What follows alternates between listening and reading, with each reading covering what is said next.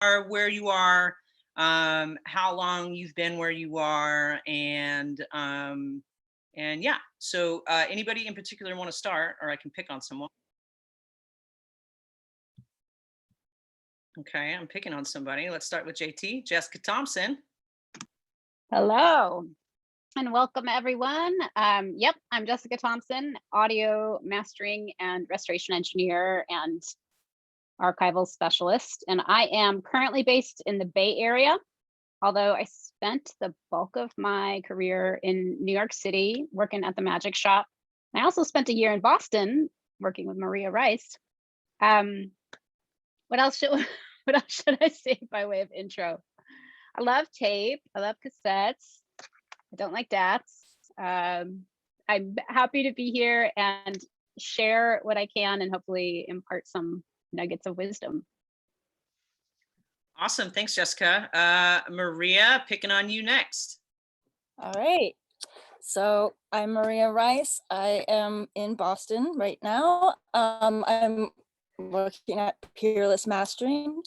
This is our B room, which is where we concentrate on the old format restoration and transfers. I've been here about 12 years.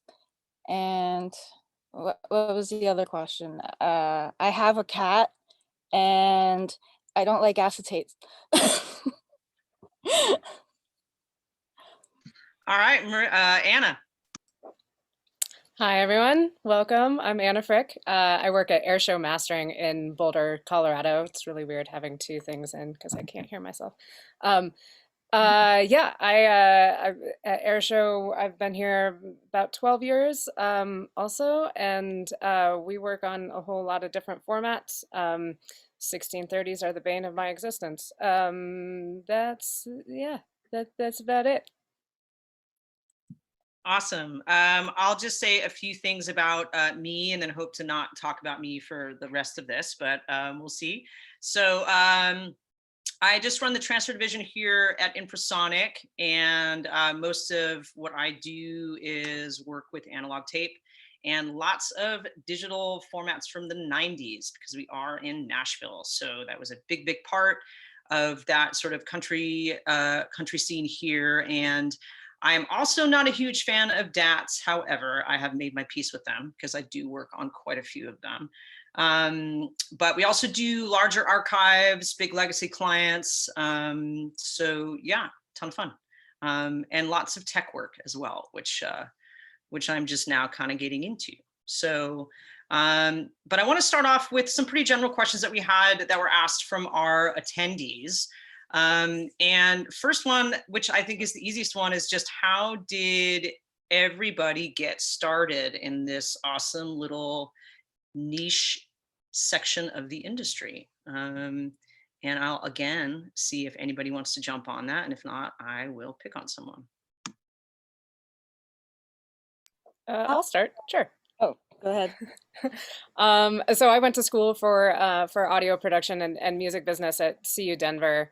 And that was back in the day when, we had large format consoles and everything was analog. And so I kind of cut my teeth there, actually splicing tape and that kind of thing, because that's how we tracked and mixed and turned in our projects, was tracking to 2-inch 24 track and submitting our projects mixed down to 1/4 inch.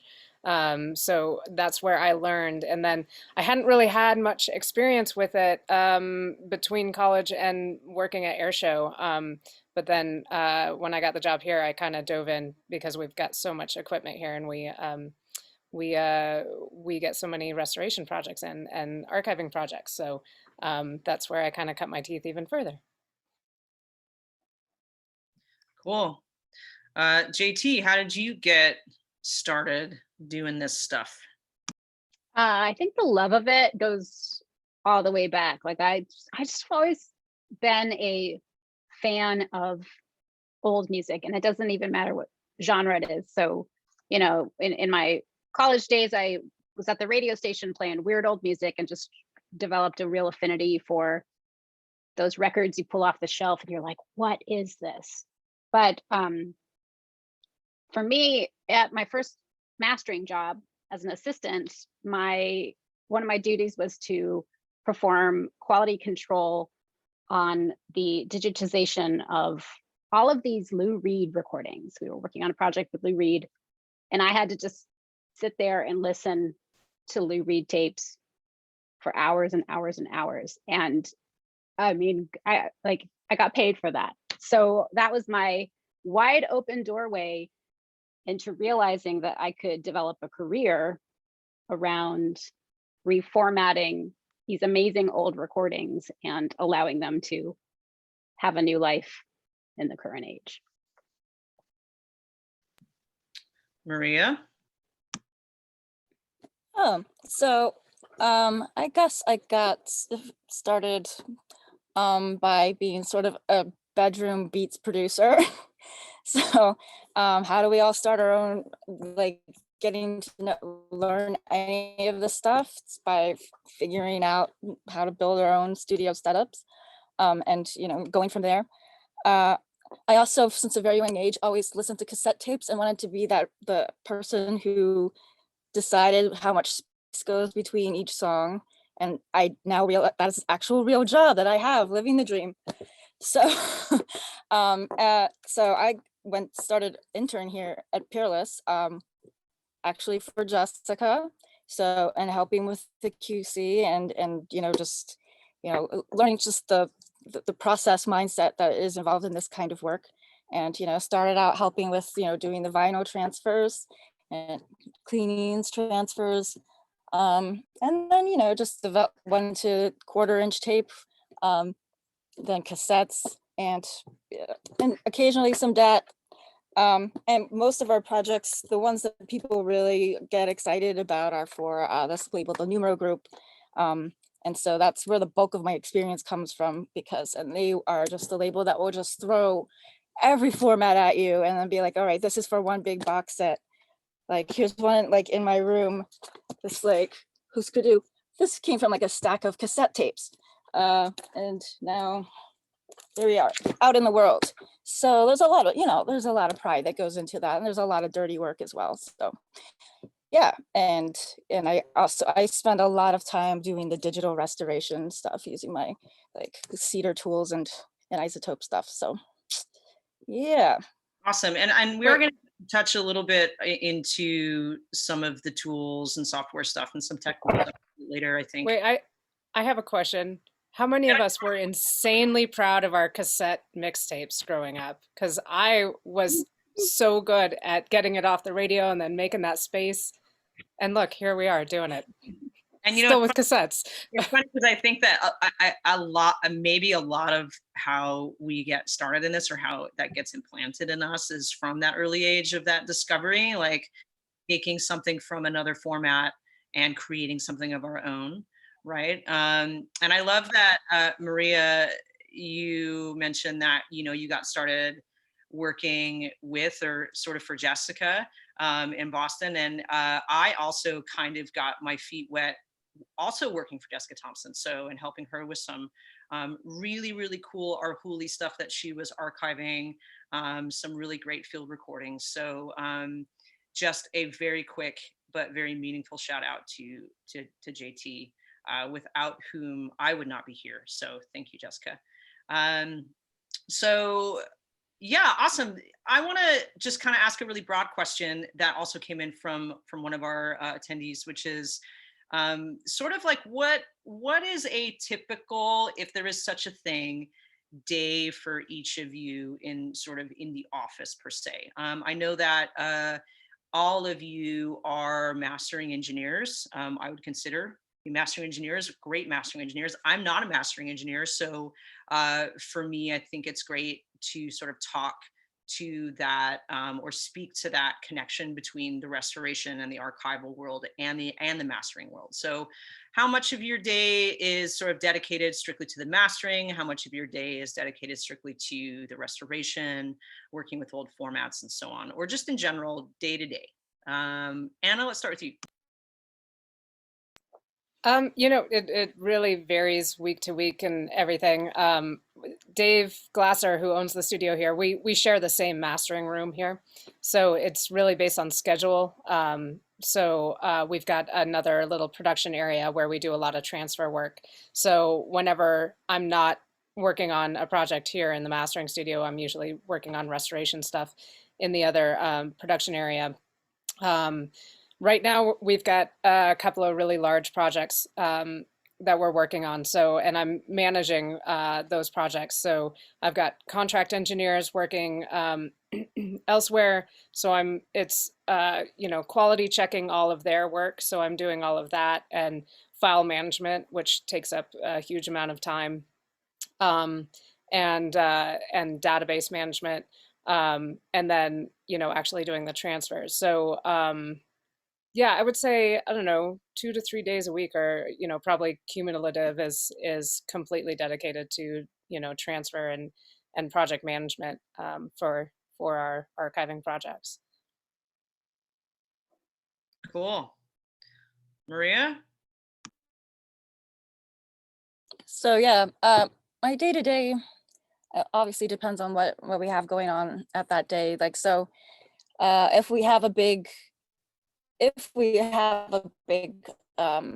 restoration project, generally, so I have one assistant who helps with the transfers. He'll come in on the weekends. I'll go over see what he's done, spend a lot of time organizing those files, and then just find a lot of file management, especially the track list that you get from the label. Sometimes you have to make sense out of that first, and then make sense out of the files that we have.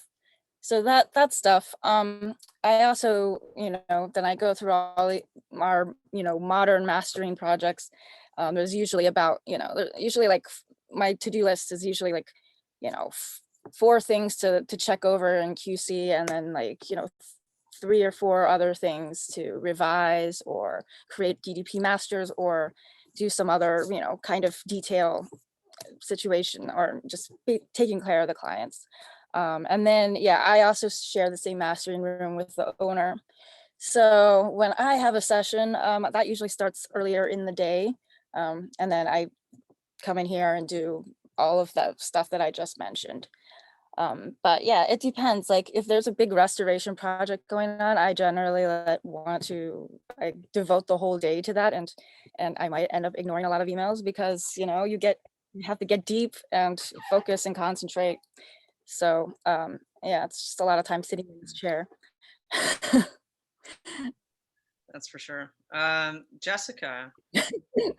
I thought for a moment, I was like, maybe I'll just turn my computer around and show you, but I'm not going to because it's a total mess on the other side of the screen. Because like just in eyesight, I have 4 1/4-inch tapes, 4 DATs, and like 34 cassettes that I'm in the process of digitizing. So that's a constant for me. I always have something that needs to be digitized from a variety of formats. But I'm going to kind of echo what Anna and Maria have said because I think it's super important. A lot of my time is data management, making sure things are labeled correctly, uploading, downloading, communicating with people, making sure I have the right files, making sure I'm sending the right files. So, although that changes day to day, today I'm going to do some transfers, and then I have to remake masters for a 2 CD box set because they decided to add a track to the end of LP1, which means I have to remake the whole thing. It's not like you can just add a track and then there you go, there's your new masters. Nope, I have to go back and remake 4 vinyl sides and 4 DDPs, or 2 DDPs actually. So day to day, totally different. And it's really important that when you're in a state of flow, you allow yourself the luxury of staying in there. So like Maria, if I'm working on a restoration project and I'm in it, I will work uninterrupted as long as my brain is there. And on the days where my brain's not there, I do the easier stuff. Yes, I think I'm going to echo that too. So much of, I think, what we do is just very meticulous, very tedious file management. And that kind of pushes us into the next question that I want to ask. And I know that there are certain people out there who really kind of enjoy that like sort of tedious, detail-oriented type of management of assets or management of audio in general. I'm one of those weird nerds who doesn't hate doing it. So I don't find that part of the job that horrible, but I know that for some, it can be just like, ugh, super, super tedious and tough to get through. So the question I have is as far as like easiest, hardest part of the job in general, you guys find that the file management is kind of in that more difficult, more tedious, more not enjoyable parts. If not, what do you find that's kind of a I don't know, a tedium on the day? And then what parts of your day to day are the most enjoyable for you? Anybody want to go, Maria? I gotta say, sorry, I'm just butting in. Yeah, I'm just butting in. I feel like the file management stuff, like some days it's like kind of a Zen thing. It depends on the mood, or like depends on like, what you have the capacity for. Like, a lot of times I don't want to listen to the music that I'm supposed to be working on. I want to listen to my music and like, get that dopamine, like just put me in a good mood and let me focus on organizing some files some days. And listen to music that I like while I'm working. But other times it's like sometimes I want to just, work on editing a record, and that's another kind of flow state. It really depends on the day, sometimes you're just really go getter, and other times you just want to like do your thing. And yeah, so but definitely. And then just the whole mastering from scratch thing, that is, that's the one that's the one thing that like involves like all of your brain, and then like you lose track of time, and you have to make sure that you don't have any plans afterwards because they're going to be canceled. So I don't know if I answered your questions. I just said some stuff. I think so. It's sort of like it's a really general and can be a little esoteric sort of question. So I don't think there's like a right or wrong way to answer this. Anna, what do you find in your day to day that you're the most excited about and maybe the least excited about? Well, I mean, yeah, I think the file management is definitely tedious. I get a little geeky about like fixity of files. So I will, copy files and then check the checksums about 17 times, and over all the copies and that kind of thing. It's tedious, but it's also kind of satisfying in a way. And then I get really geeky about databases. So I build custom databases for, or I customize our database for all our projects. And that kind of thing. So that's kind of fun on a totally different brain level. But yeah, I think, just math. It's one thing to, archive projects, but when you're archiving them and then bringing them up to like a modern standard and reimagining them, that's really, really fun for me. It's like taking this, old project that, hasn't seen the light of day in forever or whatever, bringing it to life from that original format and then modernizing it or bringing it, into current listening standards. That's really, really fun for me. And then yeah, mastering the fresh stuff, modern stuff is really great as well. But that's not really the topic of this one. But yeah, I tend to, if I'm doing a transfer, I might save the mastering for a different day because I like to do that earlier in the morning when my brain and my ears are a little bit more fresh. But I think the most difficult, for me is just kind of managing expectations for clients, especially when it's deteriorated media or that kind of thing, and just saying like, there's only so much we can do. This is what I'm running up against. This is what you have, and then educating clients about like, okay, so now it's transferred, but like, don't throw out the old media. This is how you should be storing it and that kind of thing. So I think, yeah, managing those expectations and kind of educating clients is definitely one of the more difficult aspects of it. I can agree with that too, Anna. I think that, we get quite a few clients, or at least we do that, are really, really, really freaked out about their assets leaving their site. And also coupled with not really understanding the process of what we do to move that material from the analog realm into the digital realm for, whatever, for just in general, just for archiving or for posterity or whatever. So there is a lot of client sort of like counseling through that process. And there's a huge level of trust, that we've been given as archival engineers to, put our hands on and work with assets that there may only be one of them. And that's it in the world. So, it's a lot of pressure, and that's something that I want to get to hopefully later too, if we have some time. But Jessica, what about things you love, things you might not love? I think a lot of people maneuver into the music industry because they were in a band or wanted to be in a band. And if that didn't quite work out or didn't prove to be a viable career option, sometimes there's that tendency to transition into doing the engineering work. I think it's pretty common, right? But for those of us who never really wanted to be on stage and who are super comfortable behind the scenes, archiving is for you, because you are totally behind the scenes. And the best case scenario is that when you do your best work, you're invisible. No one knows you were there, except there's this beautiful recording that previously was like locked away on a DAT. So I really appreciate that aspect of this work. I like being behind the scenes. I like the details.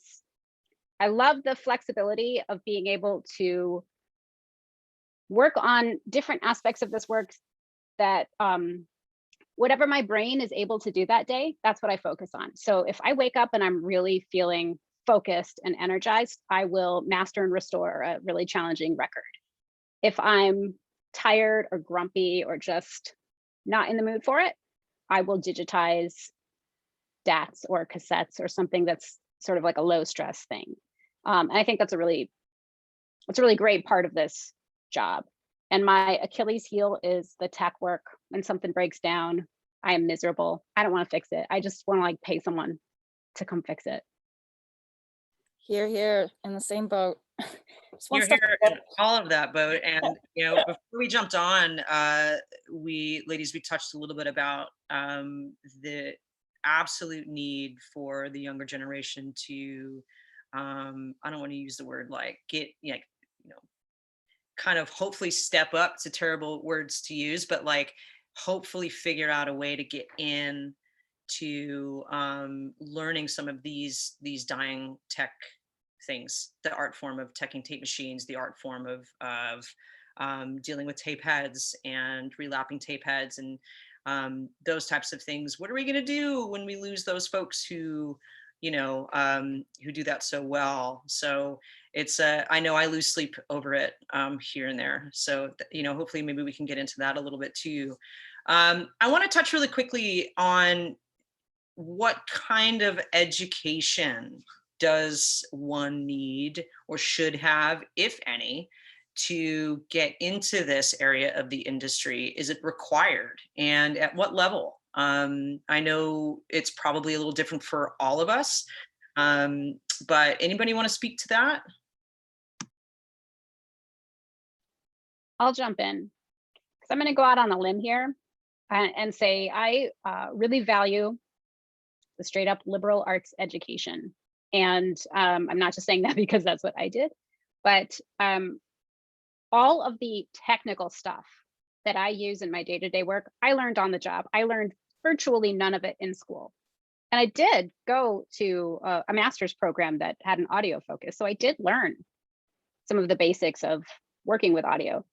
But the skills that are most valuable to me in my job are understanding the history of our industry and the importance of the personal relationships that you build with your clients and the nuances of art and technology and how they intersect. And it's hard to label or quantify or put a dollar sign on it, but I feel like those skills come out of a liberal arts education, and they are invaluable in the work that I do.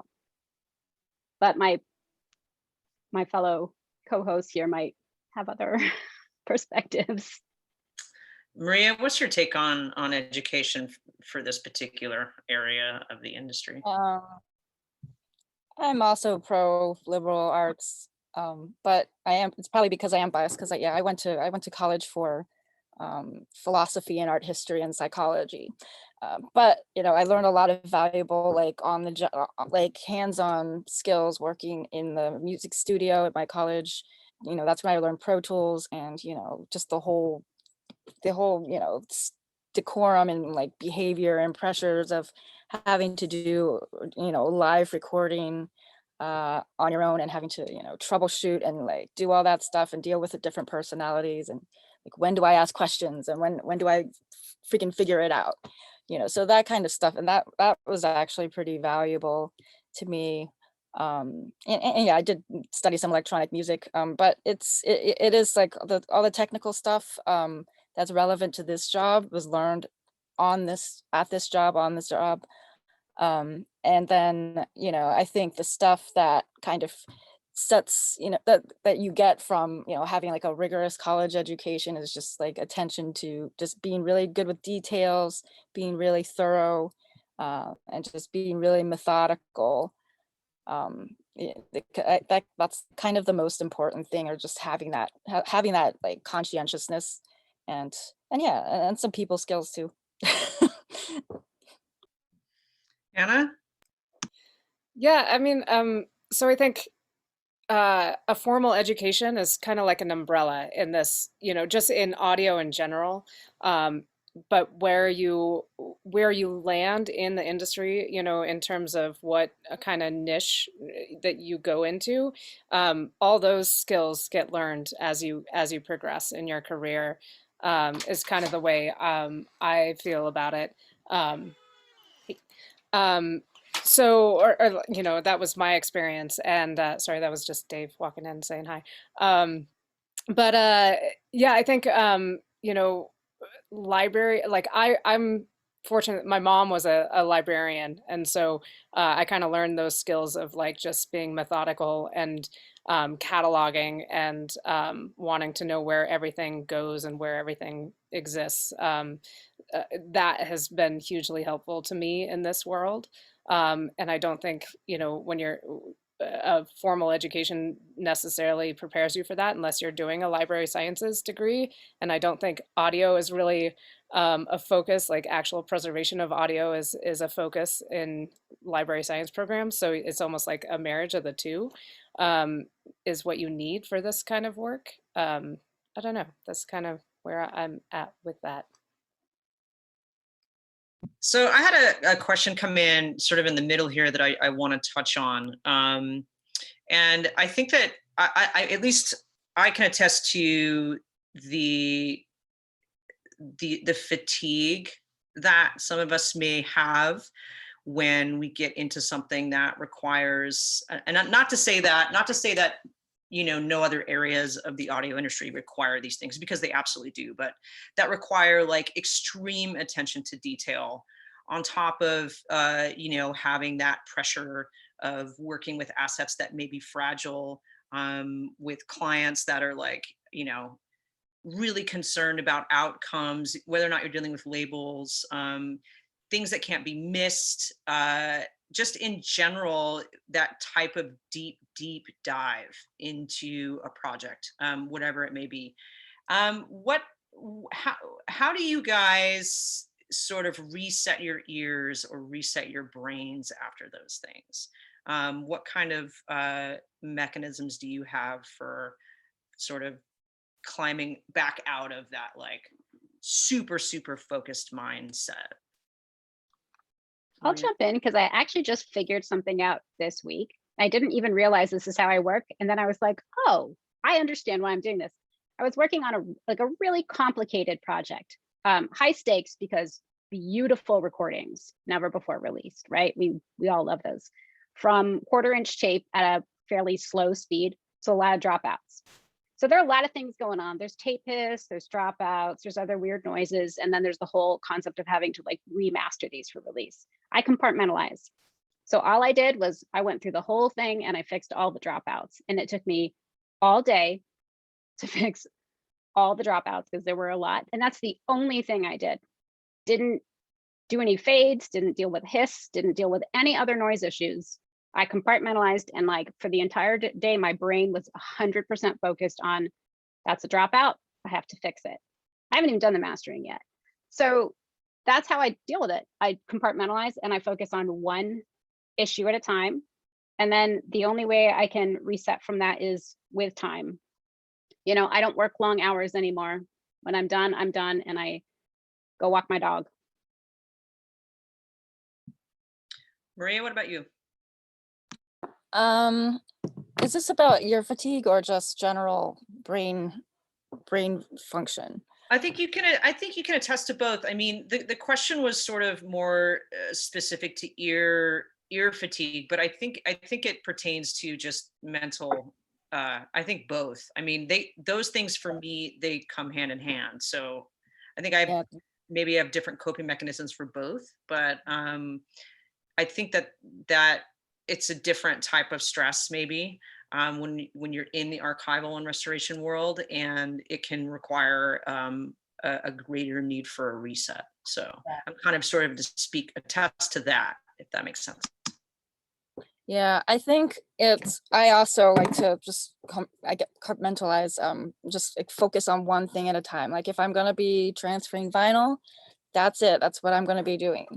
And then things just kind of get done, you know, because also, you know, these are things that anything I have to babysit, you know, that's what I'm going to do. If I'm mastering or just working with sound, I have I have to get out of the chair, like after every song is done. Like when the song is being, you know, printed, I will just turn the volume all the way down and listen to nothing.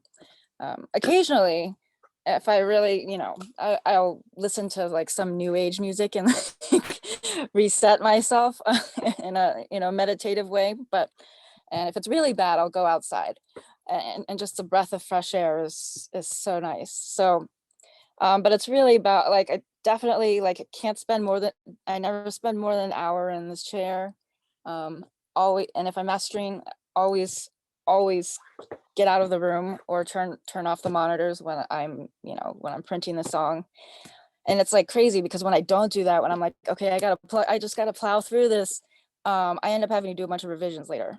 So it's way more efficient to just keep taking breaks, I gotta say. So I'm going to say there's no shame whatsoever in listening to an ambient piece of music to clear your brain. I cannot tell you, I've kind of, I mean, for those of you who do know me, I'm a huge LP collector. I'm a huge music collector. I've been since I was very, very young. And I find now that I buy music that has no lyrics at all in it. I buy music that is soothing. I buy a lot of ambient music. I buy a lot of music to play for my plants, which I think go hand in hand. And I have really started to do that since getting into the restoration side of the industry. So I find that interesting that you would mention that. There's no shame in doing. no shame. Yeah, I recommend Steve Halpern if you want.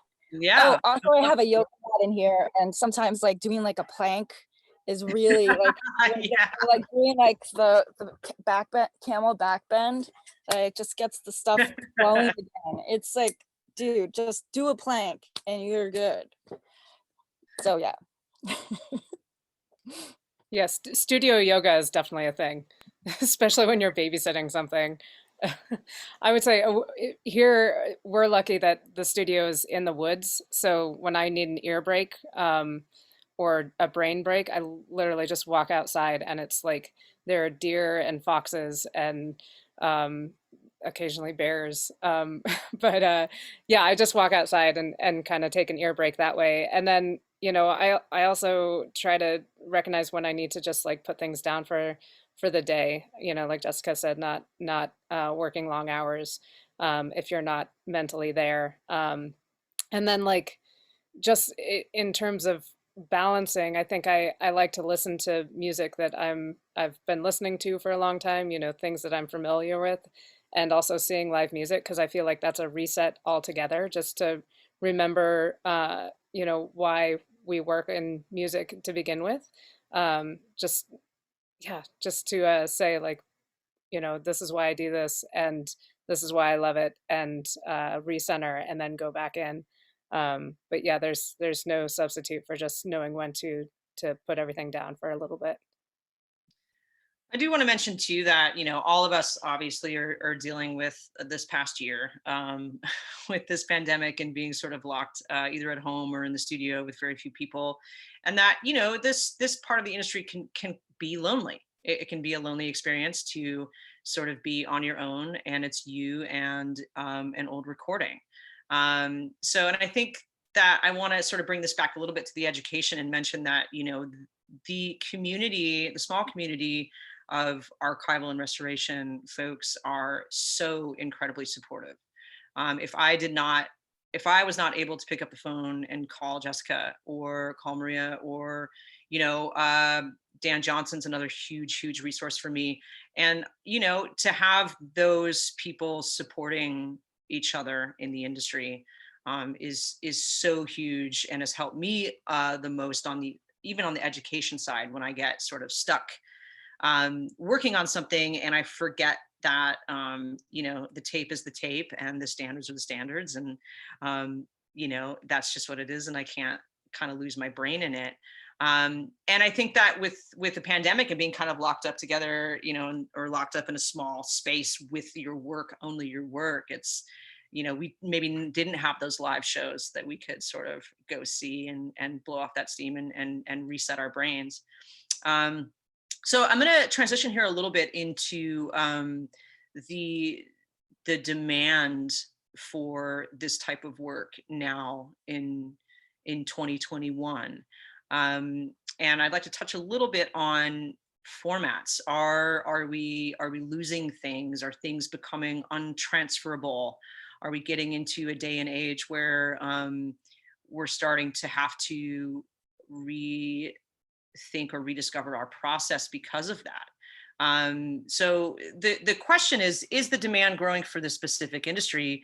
I think personally, absolutely. But what I'm more interested in to hear from you guys is why, especially now in this day and age. So anybody want to jump on that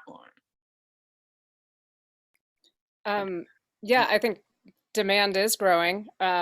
And I think it's only going to continue to grow, and that's because technology is always changing. You know, right now, kind of the archival standard is 9624, but you know, it could be that you know, like we've got the plangent process here, and that's a whole nother aspect to a tape transfer. You know, to be able to correct the wow and flutter just brings a different you know, a new reason for a fresh transfer from, you know, some master reels or that kind of thing. So technology is changing, but we also, you know, from a preservation standpoint, we need to get at least something down in a digital format while still holding those older formats. So yeah, I think the demand is always going to be there as new technologies arise, as new outlets arise.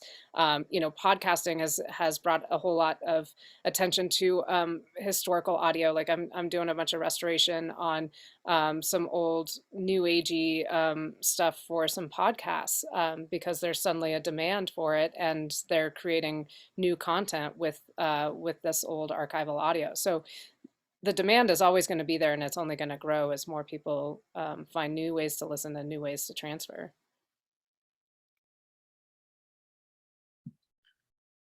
Maria? I'll say the demand is growing. Sorry, Maria, I didn't mean to jump on you, but the budgets are not, and that's problematic. Maybe some of the budgets are, I don't know, but I still find that with so many of my projects, there's amazing stuff, and if I charged what I feel like my time is worth, a lot of my projects would not get done. And I don't charge by the hour for that reason, because you know, I believe in the work, and I have to be flexible or these things are never going to get done. The 90s formats, Catherine can tell you all about those. Those are dire. If you have stuff on DATs, if you have anything on a CDR, get that reformatted ASAP, because I can pull out a tape from 1950 and pop it on my machine and it'll play back beautifully. And the stat did not play in one of my machines, and I'm just grateful it played in the other machine. And there's no rhyme or reason why. It just didn't play in one and it did play in the other. I can jump in and say something really, really quick about the digital formats. The big issue that we have now with the 90s digital formats is they didn't stick around long enough to be improved upon, is sort of the best way to describe that, right? So, you know, we had the early digital tape machines, very expensive, super heavy, brand new technology for the time. But then because that technology was moving so quickly, a lot of those things became obsolete when we had the DAT come out, or we had this next thing come out. I know, Anna, I think it was Anna, you said the 1630 is the bane of your existence. Absolutely. I mean, the 1630 tape is a format that was, if you guys want to, in time, if you want to Google that, it has to do with why CDs are 16-bit 44.1 kilohertz. And it's because, well, the Sony 1630 system was the way to go at the time. And that was the highest it could run at, amongst many other very more technical things that I don't know everything about. But so there just wasn't enough time for those formats to be improved upon enough to have a decent shelf life, to really get into the tape formulas and see what's working, what's not. So with those 90s formats, if they're not stored properly, man, you're gonna have a tough time. And then you got to think about the decks and the media that we need to play back those things. So not only do we have issues with the media itself, but we have major issues with the gear. Jessica, you're absolutely right. You've got one DAT that works and one DAT that doesn't. And if it's broken, you better figure out how you can take it apart and fix it. And fixing a DAT, I don't know if any of you guys have done that. I rehoused a DAT last year. Yes, Yay. I fixed 2 and cleaned 2 DATs just recently with the help of a wonderful friend, Jason Bittner, who is the DAT guy. He's DAT guy, bad joke. So yeah, and it's, you know, it's a skill set, but it's tedious and it's little tiny things. And so was it well thought out in the 90s? I think maybe, but again, they didn't give the formats enough time. Until we moved into, you know, digital audio workstations and so on. So those 90s things, yes, get those digitized as soon as you can. So I lost track of where we were with who have I left out on this question of demand? Maria? Yeah, sure. I mean, as you know, as our storage capacity increases, and you know, you're able to store bigger files in a smaller amount of space, like we're always going to be a demand for it, just archiving and preserving, and like say things for like the Internet Archive or the Smithsonian, like stuff for posterity. There's always going to be a demand for that. And then there are other aspects of of archival work that we get. A lot of it is like personal, something, it's an old recording disc from someone's great grandmother that you want to present for her birthday. That's that's one thing. Another thing is like big label releases, like the Numero stuff I'm talking about. And then there are also like a lot of these like passion projects that we work on, and and those are the ones that are not as I guess lucrative, but there's so much love put into it.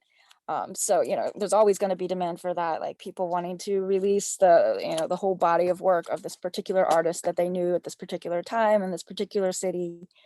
And then so that's meaningful work that is it's not going away. And as well as then the big labels like to do like the reissues of stuff. Like we just finished remastering of Bob Mould's entire life's work, so into like 3 or 4 box sets, and that's a thing. So yeah. So I'm glad you brought that up, Maria, because we did have a question come in that I think speaks to this. And the question is, how do we go about large archival reissues, like big label stuff? And how do we approach that differently from maybe how we would approach a sort of one-off tape or a passion project thing? Is it the same process? Is it a different process? Oh shit, you froze. Did I freeze? Yeah. I heard that whole, I missed that whole thing. Okay, am I back? Am I still frozen? You're good, you're good, you're good. Okay, sorry, I'll do this again. So the question was, how do we go about large archival reissues, especially large label stuff? Do we approach that differently to how we approach maybe a passion project thing or a couple of tapes or something on a small label? What are the differences in process for each of you guys on how you approach that? The difference isn't really that, as far as like, how much, attention you put into it. I think, I try to love them all equally. But, yeah, the giant big reissues, there's definitely a lot of, one-on-one work with like, the project coordinator, the production coordinator for the label. There's Excel spreadsheets always.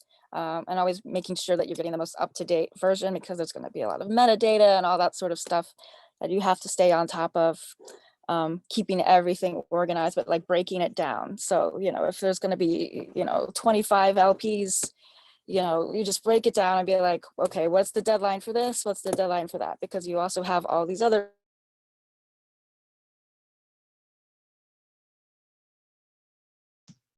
I just lost Maria too. Anybody else just lose Maria? And I find also with the bigger, with the bigger project, the more famous stuff, the material you're working with, it's generally more consistent. Like it's going to be a big set of tapes or sometimes a big set of CDRs. And so it's not just all over the place. So you can kind of get into a groove with it. And I want to hear your thoughts on larger archives and sort of a little bit more about that process, if you can divulge. Yeah, I mean, I think a lot of it depends on the budget, because there's a lot of archives. Well, first of all, a lot of large archives that I do are spoken word, or they're university, special collections and that kind of thing. So that's where a lot of our big collections come from. And it's recognizing, well, what are you trying to, accomplish here? Is it just preservation?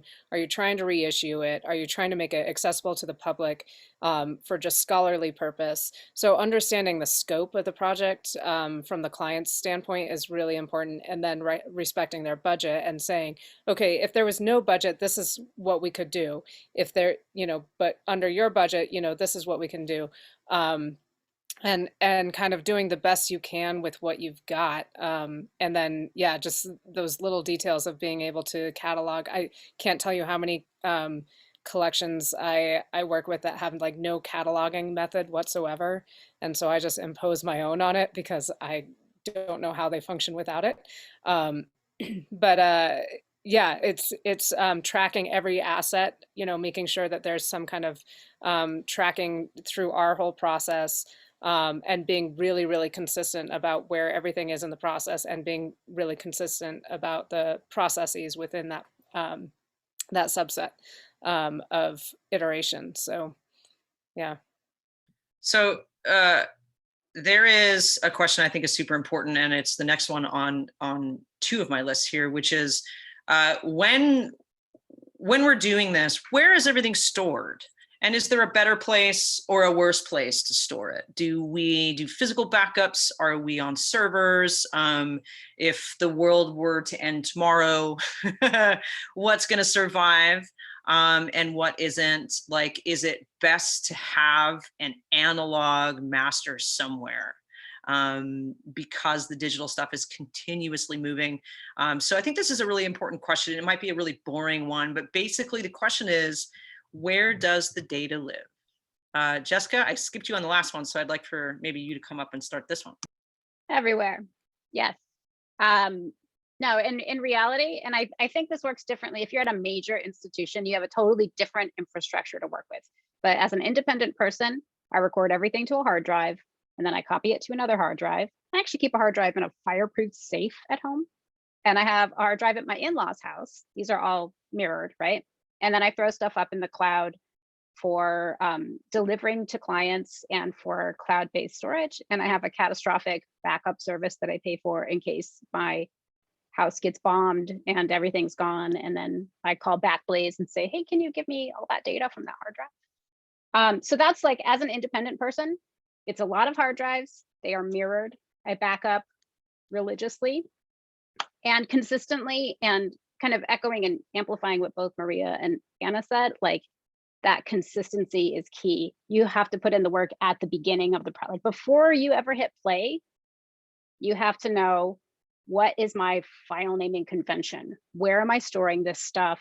Do I have proper storage space? Do I have the protocols in place for everything that's going to be done? That's before you hit play.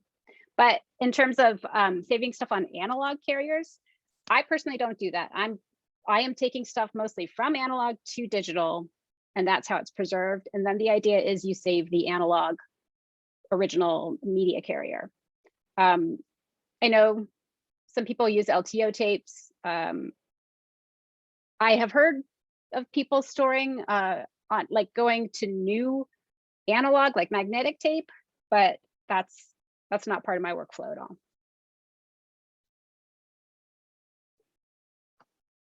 I'll just speak really quickly about that too. We have a gajillion failsafe backups for what we do. We have a server we do keep it in the cloud. It's secure. We keep it on multiple physical external drives, depending on what type of physical drives you trust. I think it's whatever works best for you.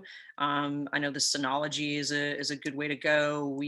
I use a lot of Glyph stuff. I like their work. But then, yes, as far as physical assets for us, they're always in a fire safe. We have multiple fire safes. So yeah, Maria, how do you guys deal with storage? We have a big, networked RAID system that's backed up every night. And then those backups are they're backed up at least 5 times. One of those includes an offsite backup in a secret location, which I found out is a hard drive in Jeff's closet. And then one time he had to go on vacation. He's like, you have to have the backup. And I'm like, oh my God, I get the secret backup. And it was just the drive, and I kept it in my car because it was, safer there. We also have backups in the studio, and then a cloud backup as well, and maybe an Iron Mountain thing, I'm not sure.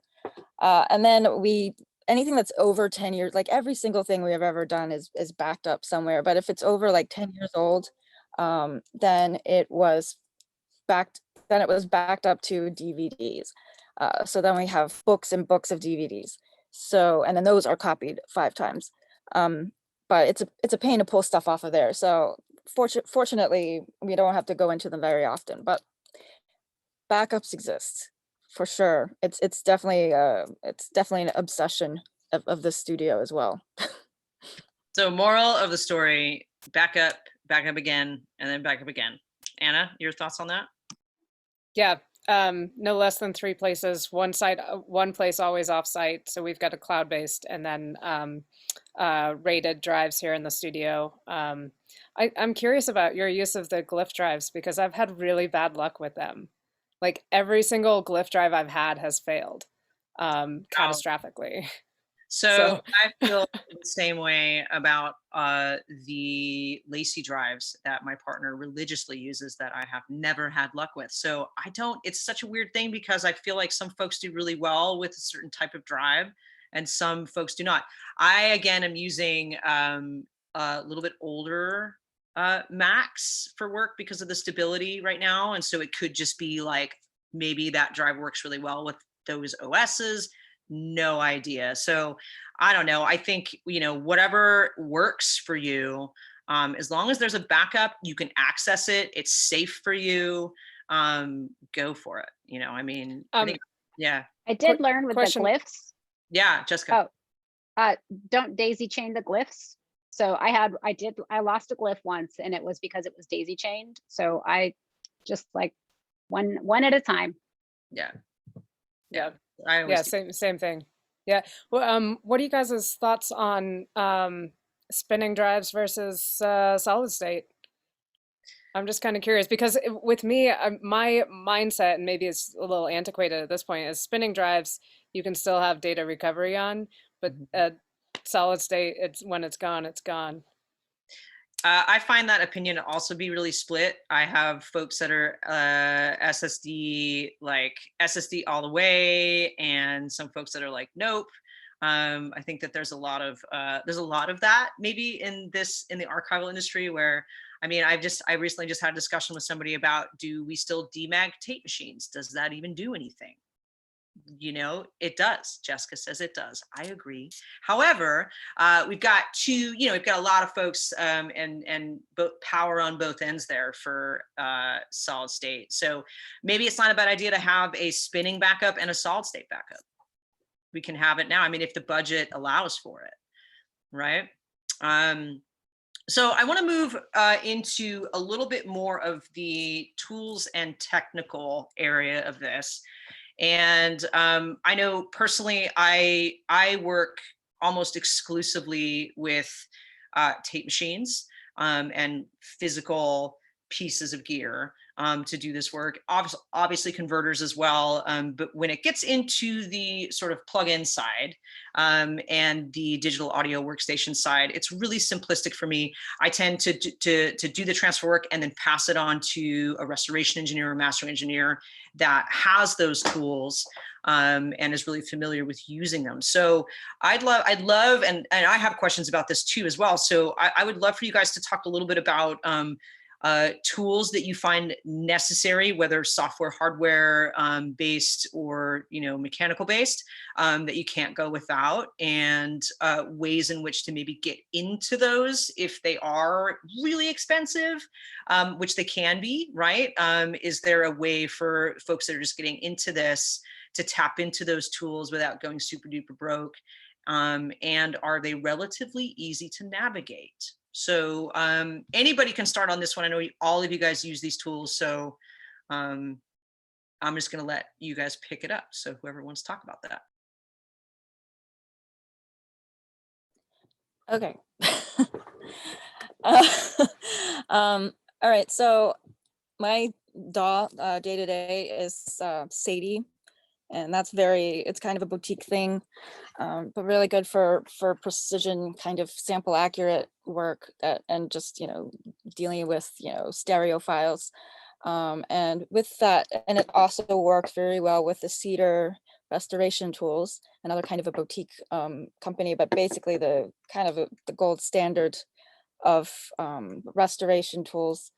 And I can't go through the day without using retouch, and that is constantly, I'll get cramps in my hand from retouching things so much, but it works great. Also the auto decrackle and declick, and also I just upgraded to the auto dehiss, and that it's kind of, there's like 2 controls and that's it. And and I was dubious at first, but it's actually, I had a really tough restoration and it was actually doing wonders. But it's like, again, you have to, so it's one of those things where you can use it extensively and do the least amount of damage. However, so I also, on my own, or just, I also like the Isotope RX stuff. It can be a bit of a blunt instrument, so it's just really, you have to really just use your ears and just, you just have to know all of the little things you can adjust, and especially the denoise is really cool because you can adjust so many things, like the curves and stuff. So it's so yeah, Cedar and Isotope for me. And then then sometimes you have like little tricks of restoration of like monoing things and cutting the sides and EQing things. But yeah, that's all. Anna, what are you using day to day? What can you not live without for what you do? I mean, we're on Soundblade as our primary DAW just for mastering and for sometimes for digitizing, sometimes to Pro Tools, and then Wavelab has been kind of a workhorse for us. Isotope, obviously, which is my primary go-to. And then Jessica actually turned me on to Synaptics. They've got a pretty cool suite of tools that I've been using in some instances. And then I would say like my Grado headphones, they're so clear and articulate. So when I'm really getting down to the nitty gritty, those are what I use. Yeah, it's a good point to bring up the monitoring thing, which cannot be underestimated in this work. And in restoration, it's for me, it's all on headphones. So I have used the Odyssey LCDX headphones and could not do my work without them. I mean, the clarity is beyond. So when I need to hear every nuance, that's what I'm doing. And similarly, Isotope RX is the gateway drug to audio restoration tools, and I would recommend it without hesitation to anyone who wants to try this stuff. There are so many modules that you can practice. It's super easy to screw stuff up, but that's how you learn. So, you know, that's sort of my advice. If you want to try it out, download the tool, push things really far, see how much you can screw it up, and then you start to pull back and figure out those sweet spots. But, I use Isotope. But make a copy of the flat transfer before you start messing around. Non-destructive, yes. I use Isotope every day, constantly. I think the spectral repair is awesome. And as Anna said, I also really like what Synaptic is doing. It's moving into machine learning and restoration tools with Sketch. It gets pretty cool because we do have the ability to unmix things and make these really incredible distinctions between signal and noise. And because here we are in 2021, we are now having to deal with artifacts from more modern formats like MP3s. So the dechirp module from Synaptic is really great at taking out some of those nasty MP3 artifacts.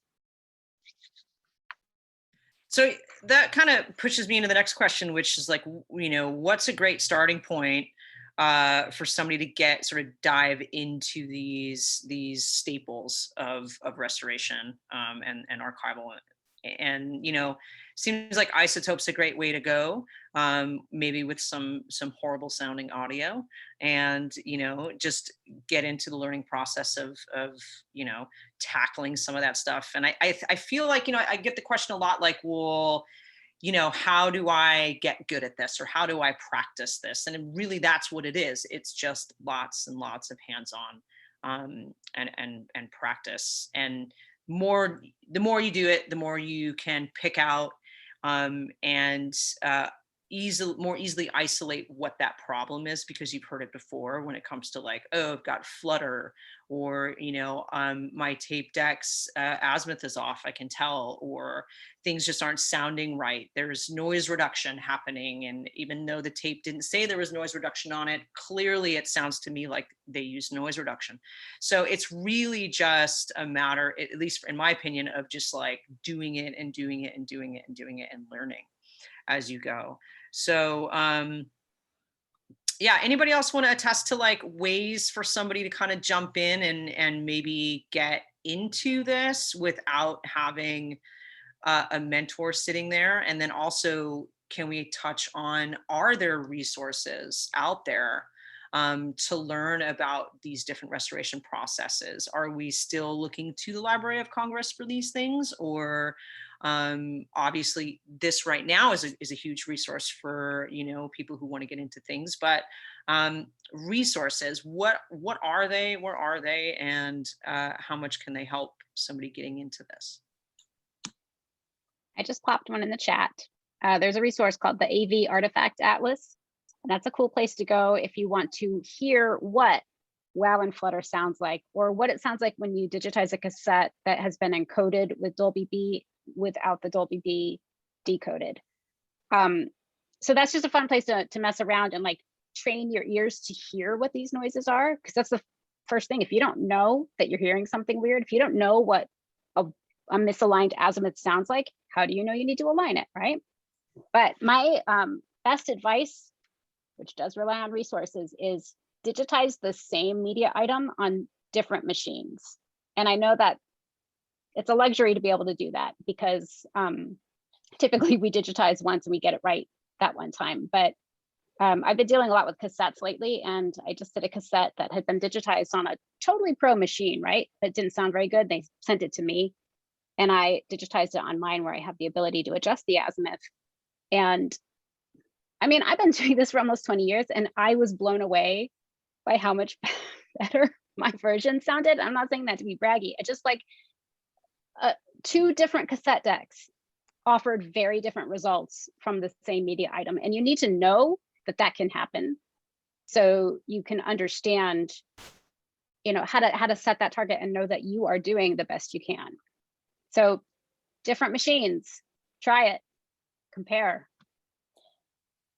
I have kind of like a sort of, I don't know, a more kind of like ground level suggestion of how to like get into this. I think a lot of people, you know, have stacks of vinyl in their houses, and you know they want to digitize those. The first, and I think that the first most important thing is buy a record cleaning machine.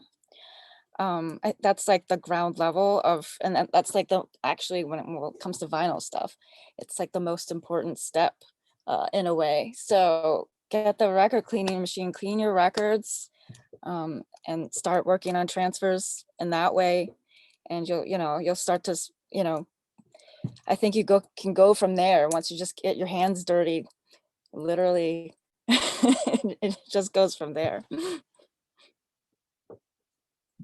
I had a quick thing coming about hardware for a beginner. Obviously, when we're moving sort of priceless, or not priceless, but a lot of the times priceless analog material into the digital realm, our converters are paramount. So I know that there are lots and lots and lots of converters out there to choose from, and they really do differ depending on what kind of work we tend to specialize in. For instance, we do a lot of multi-track transfers. So for us, we need a couple of different multi-track options. So we have a radar system that's very, very clean. We've got 24 tracks of that. And then we also have a Burl mothership, which is requested by some of our clients because they really like the way that sounds. It tends to push toward what the original recording was to them, right? So I just want to touch really, really quick, and I don't want to spend too much time on it, but on a little bit about converters, what we recommend maybe, or what we prefer to use.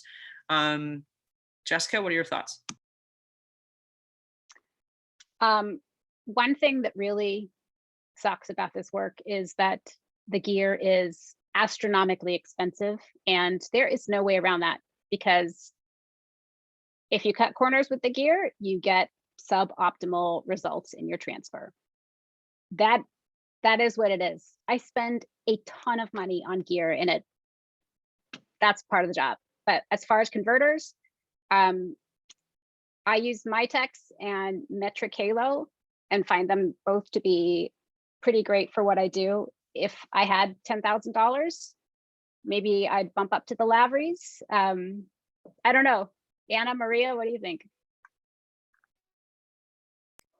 We actually just took our Lavery offline because we have opted for a Prism Lyra in our production area, and then we've got Prism converters in the main room here, and Pacific Microsonics, which aren't made anymore, but they sound fantastic.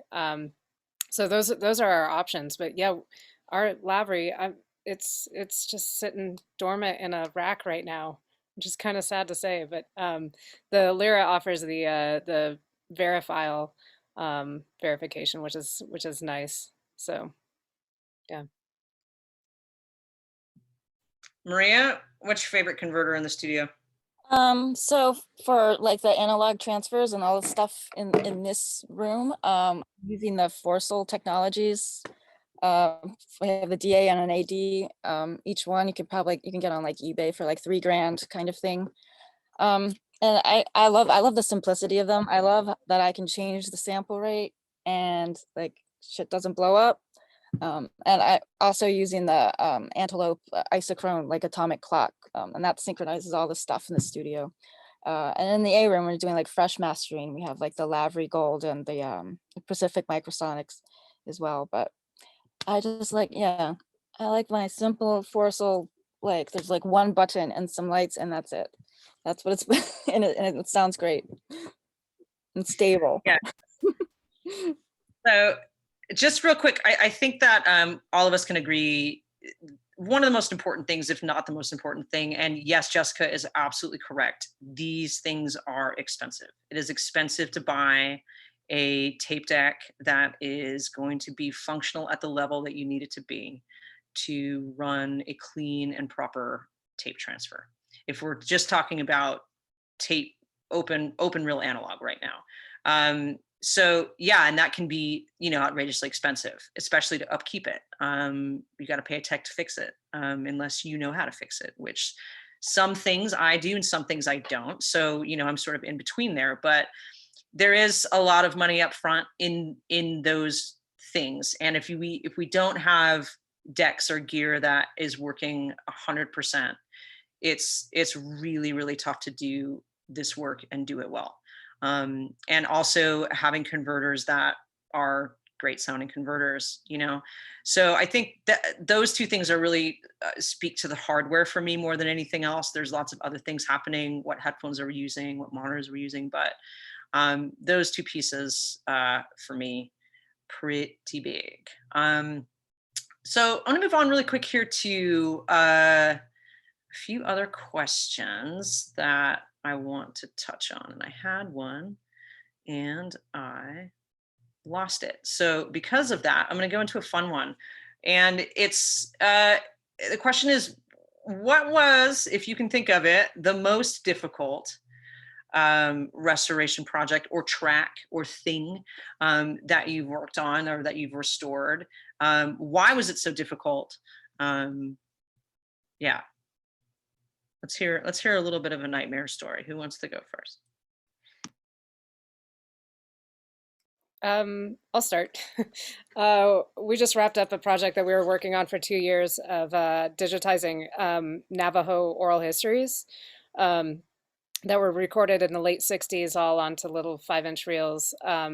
They were field recordings by people who didn't necessarily have, any kind of training, aside from this is the record button. So it was difficult just because every single tape, it was about 1,400 tapes total in the collection. Every single tape was a new set of problems.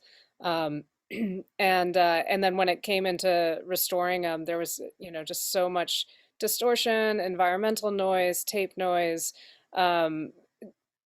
cows crowing, cows mooing in the background, just so much stuff. And so trying to get stuff that was intelligible for their purposes, but respectful of their budget, was really, really difficult. And then just trying to find the right recipe for dealing with the distortion from just not knowing how to use the gain control on the recorder. That took me a long time to kind of find a good recipe. JT, what do you think? I was trying to go through my Rolodex of really insane projects I've worked on, and sometimes you get one that the source material is just so messed up, it's really hard to dig out the music. But the one that I wanted to mention was a mono recording from the 60s, and the performance is a trio, piano, bass, drums trio. The performance was amazing, but the mic was in the wrong place. So you couldn't hear any bass. You could barely hear the drums. And the piano just didn't sound like, it sounded really bright, which is weird because it, well, not necessarily because it was on magnetic tape, but so in that respect, the restoration was not so much about noise removal. There wasn't noise all over it that I was trying to get rid of. It just was totally imbalanced.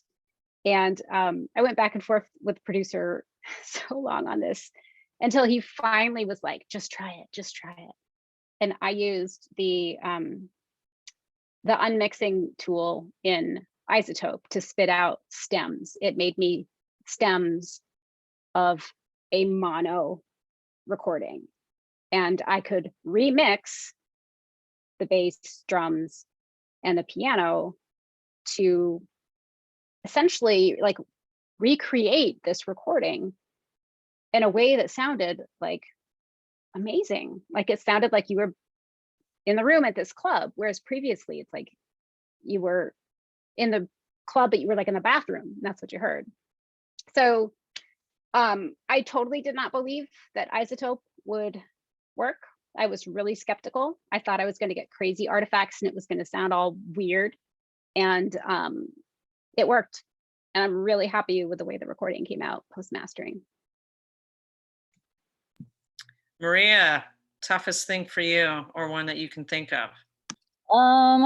There's a big like a reggae compilation that came in a few years ago, and I don't even know if they decided to release it or not, but it was something that was kind of going to be on something that was kind of well known, and it was reggae from Kingston, Jamaica, that was like the original stuff, like from the 50s and 60s, and those sources were all over the map. A lot of them were MP3s, and you know, you do the is there another source for this? Is there another recording? Is there anything? In some cases yes, most cases no.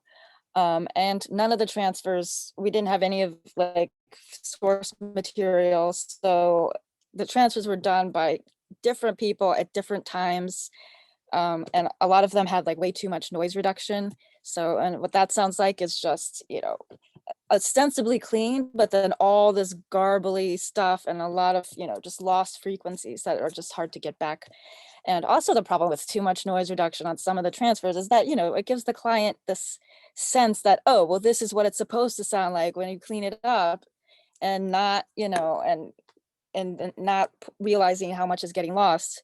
And then, you know, when you do, you know, your restoration and there's a lot of high noise in the high, you know, high range, there's a reason for that. And, you know, there's a reason for keeping that. But then you'd have this whole like, oh, this false thing that has no noise at all. But, you know, it sounds like there's like gremlins in the background. So there's that. And then there were 45s that were, you know, the ones that are the worst, that have like that one big pop or skip that just keeps going over and over. And, you know, again, it's not your transfer. You can, and you have to by hand just take that thing out every time, or do like, you know, crazy edits. And then one track that had like a multi-track situation, and this was a kind of an important vocalist, and you couldn't hear the vocal. And so, and the speed was like weird. And so, you know, I had to do this. I think I even used like Isotope, like master or rebalance or whatever, to just isolate one of the tracks, which, you know, like it felt like, you know, some kind of just like unlicensed surgery that I was doing, but like to bring the vocal out. But, you know, you do some stuff. And, and yeah.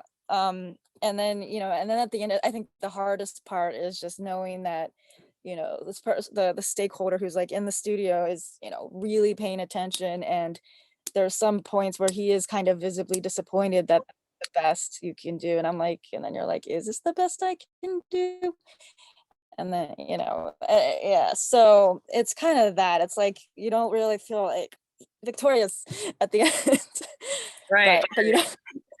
So Maria, I love all the things that you just mentioned, because it brings me to the next thing I want to talk about, which I think is super important. And JT, I know that I'm sure a lot of you do, but I've talked to JT specifically about this a lot, about I know that you've gotten a record or lost recording, and you've gotten it in the same recording, supposedly in multiple formats. You have a cassette of it, maybe you've got a 1/4-inch tape of it, maybe you've got a reference track of it, and they're all dramatically different.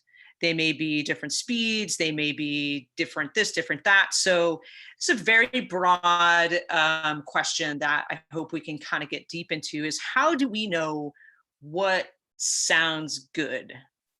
How do we know what is correct? And is what sounds good correct, or is what is correct correct? I know I just said the word correct a lot, but I hope that makes sense, everybody. But when we don't really have a very clear road or a path to get to whatever that perfect thing is, we might not even know what that is. How do we navigate through that, I guess, is the question I'm asking. And I would love, JT, for you to touch on this, and then I'm going to sit back and not say anything and let you guys discuss that. It's a really important question. And as I told Catherine before we started this, I'm kind of double dipping because I'm preparing a talk on this very topic for the AES conference in May. I got a tape from a producer that I work with frequently, and this was ostensibly the master tape for a record made around 1980. And I put it on my tape machine and it sounded awful, just like really bad speed fluctuations, like sound like you were drunk, a lot of dropouts because the magnetic oxide was flaking. But I had a cassette for reference, so I digitized my cassette and it sounded better, but a totally different speed. So then you gotta be like, okay, well, is this supposed to be slow or is this supposed to be fast? I don't know. I called the producer, he sent me an LP and I digitized that LP.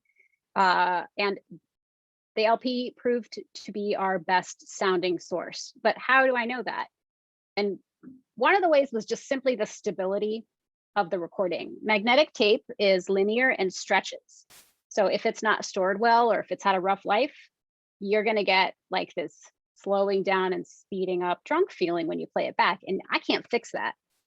I mean, I could go in and speed correct it. There are tools to do that, but it's massively expensive and time consuming. The LP was totally stable and had a few clicks and pops, but because this was sort of round ambient material, it was super easy to declick. By contrast, like material that has a lot of percussive elements like harp, harp is the worst to declick. Anyway, that got sidetracked. So yeah, this kind of goes back to my earlier points. Like if you don't have a point of comparison, how do you know you're getting it right? And in this case, I had 3 different media items of the same recording, and I could listen to them and be like, wow, these 2 are pretty close in speed. This one's way off. This is really bright. This one's really musty or muddy or whatever. But only by comparing could I really figure that out. If you don't have anything to compare it to, I'll toss this one to Anna and Maria. How do you know you're getting it right?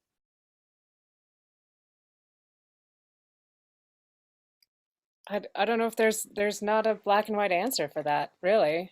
I mean, I'm just thinking about like some of the speed corrections I've had to do, like on the Navajo stuff. Sometimes the batteries would be dying on the field recorder, and so it's like, well, is this really what the speaker's voice was, or is it sped up, or what? So it was a lot of guesstimating, and maybe there was another reel or something that same speaker was on that I could reference, but there's really, I mean, it's a lot of guesswork. And I'm doing some other restoration on some stuff where the client is telling me like the speed isn't correct on this, but we don't know what we don't know what the source on this was. They're just giving me digital files, and so I'm having to like dig through YouTube videos and try and find what this artist's true tone is and that kind of thing, and trying to match that as best I can.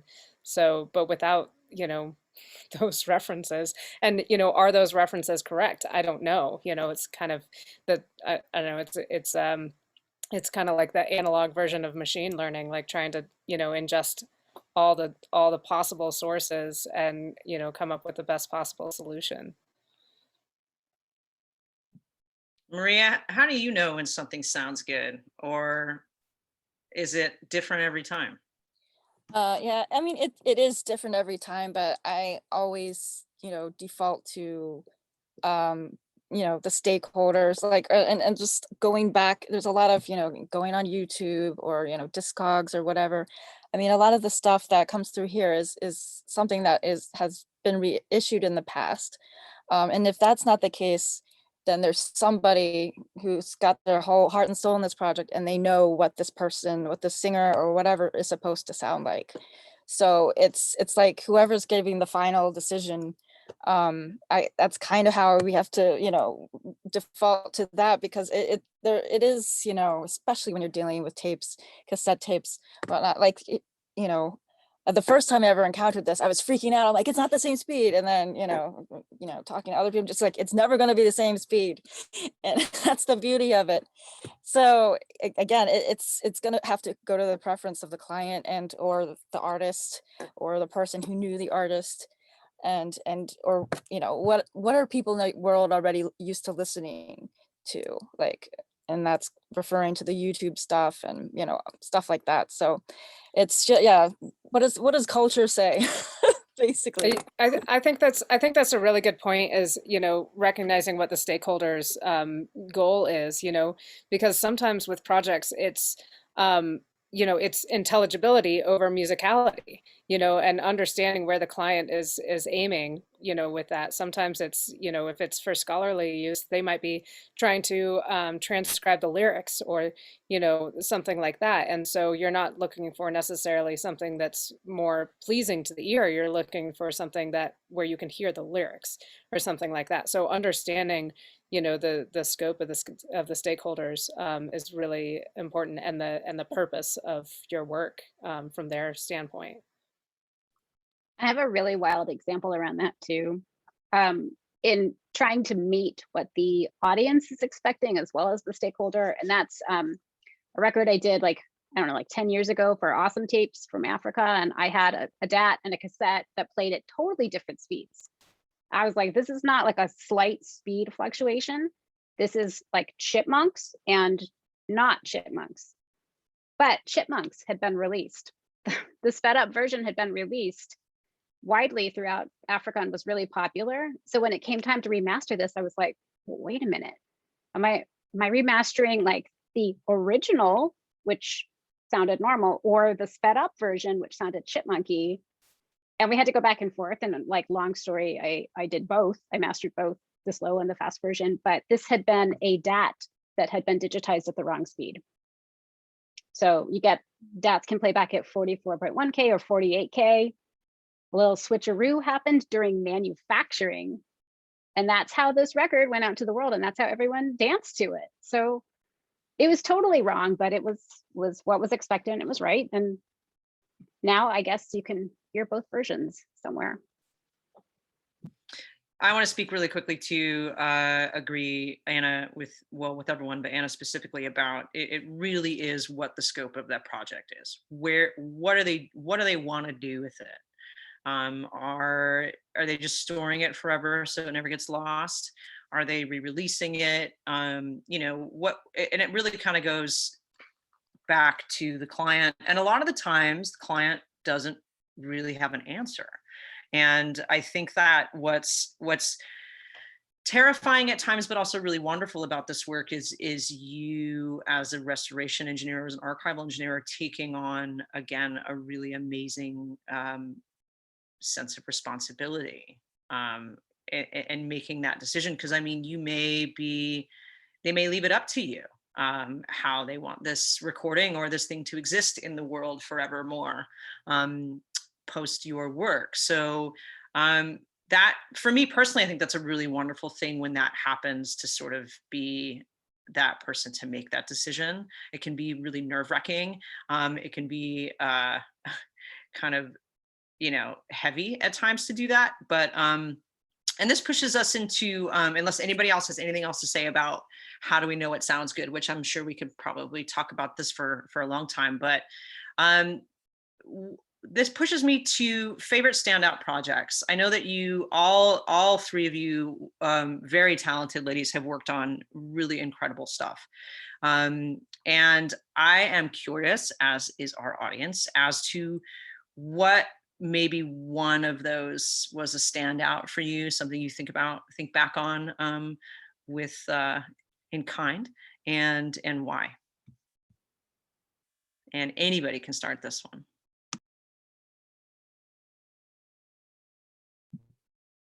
Maria's thinking. Anna, you have anything? Yeah, I'll say probably, for commercial release, probably the Paramount box set. And it was I did it so long ago, and I felt like I was going into it. I felt like I was pretty green, but just, being able to manage that many assets. I mean, it was over the 2 volumes, it was 1,600 songs. And that's a lot. And we didn't do any of the transfers ourselves. We were given the digital files to restore. And just the history of that entire era, it's mind-boggling what they kind of accidentally captured as a record label. Just really just the history of the blues, and it's the blue collar blues, and it just, I don't know, just from a music lover standpoint, it was phenomenal to be able to bring those to light and to life. And then also, yeah, just from the geeky standpoint, managing all those assets and seeing it all come to fruition in these really, really beautiful boxes, and being treated with the care and respect, aside from the MP3 delivery mechanism, which that's another whole thing. But yeah, it was a really cool project to really dig in on, and that was really that was the most extensive work I had done thus far in Isotope at the time. And because it was, I mean, we were working on it, 40 hours a week or so, for 6 months almost. And so that was a lot of getting to know that software very, very quickly. And then doing all the other, we probably did 4 or 5 passes on every song between all the different ways we went about it, between quality check and mastering and restoration. So yeah, that one probably. JT?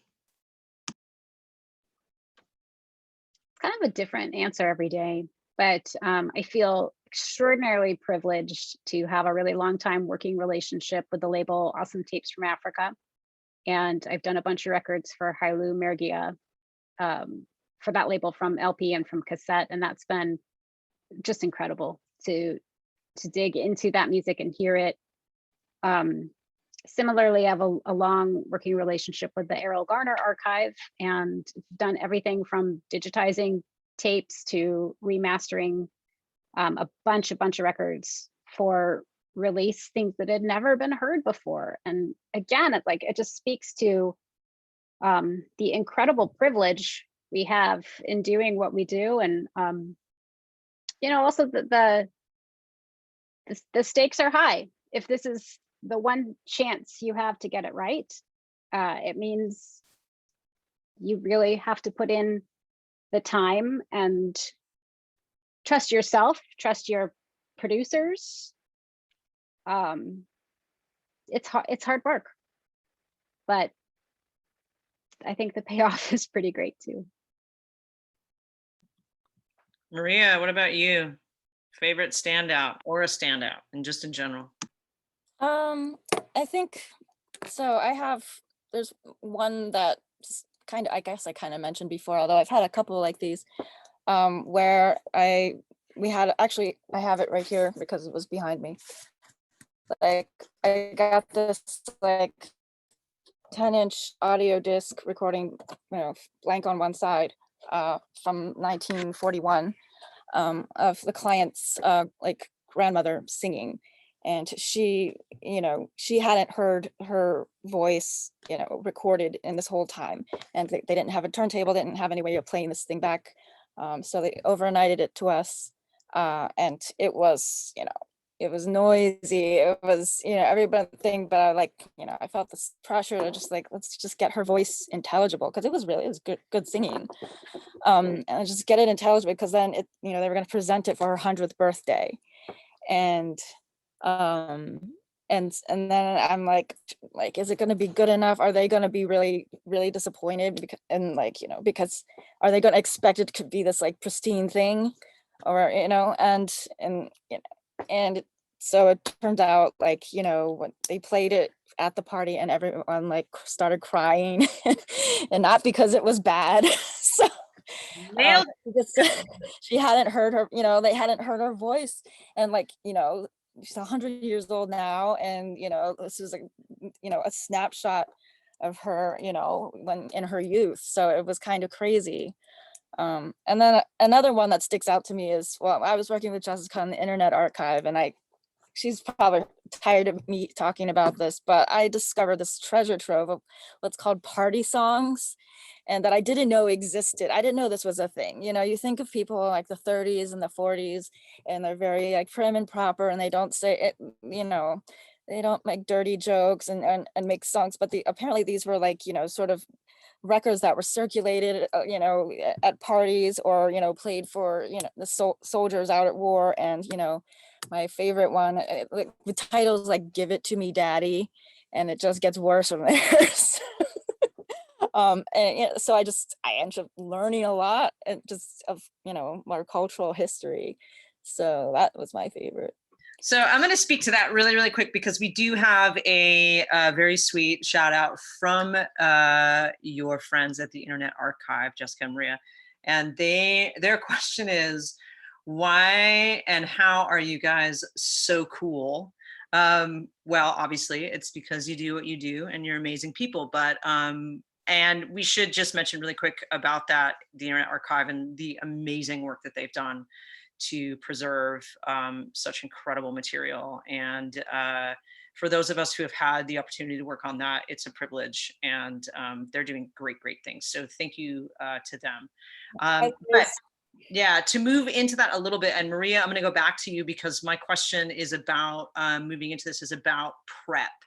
It's about prepping assets for potentially difficult digitization or transfers. So I know I go run the gamut with tapes that I get that may be damaged. I do quite a bit nowadays, which is really interesting, of mold remediation, which I never thought I'd get into, but so I do some of that. I do some repair work.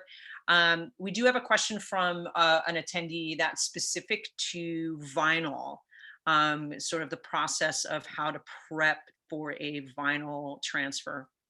I don't work on vinyl myself. I know that probably all three of you ladies do. Maria, if you want to touch on that a little bit, and then JT, I also have some prep stuff, questions for you about cassettes. I know you work with quite a bit of cassette tapes. So Maria, any advice or anything on prepping and transferring vinyl specifically? Okay, so usually if you get a batch, definitely you want to, work with, kind of sort things out, do the 45s at the same time, do the LPs around the same time. So you're not, switching things so much.